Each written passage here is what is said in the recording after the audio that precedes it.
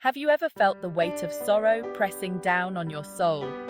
It's a universal experience, something we all grapple with at some point in our lives. Today, let's dive into the wisdom of Kazakh proverbs and see what they tell us about wealth, sorrow, and morality. Sorrow darkens the soul, chills the body, numbs the will, and then bursts forth in words or tears. It's a vivid depiction of how sorrow can consume us.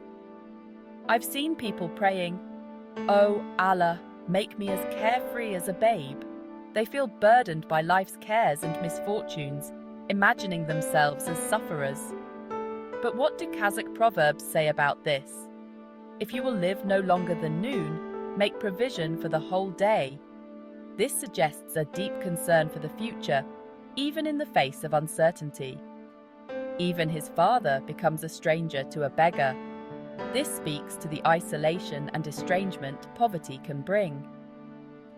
Cattle for the Kazakh is flesh of his flesh. Livestock isn't just property, it's a lifeline, deeply intertwined with one's identity. A rich man has a countenance full of light, a poor man as hard as stone. Wealth brings confidence, while poverty hardens the soul. The dzikit and the wolf will find their food along the way. Resilience and resourcefulness are key to survival. The herds of exalted men are left to the care of others, except when such men have nothing better to do. Priorities shift when one has wealth and status. The hand that takes also gives. He who has managed to get rich is always in the right.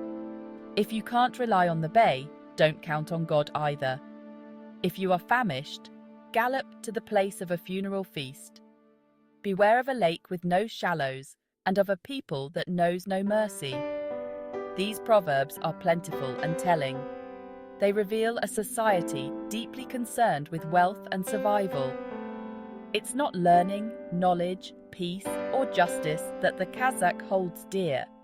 It's the pursuit of riches.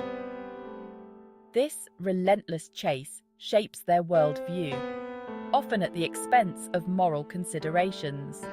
So, how does their mindset differ from that of a child? Children fear the hearth's flames.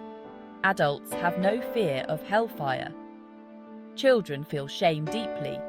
Adults often know no shame at all. Does this make them superior to children?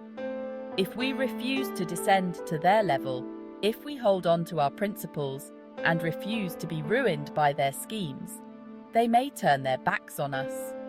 So I ask you, is this the people whom we should love with all our heart? Reflect on this and let the wisdom of these proverbs guide your understanding of wealth, sorrow, and morality. At Kazakh Review.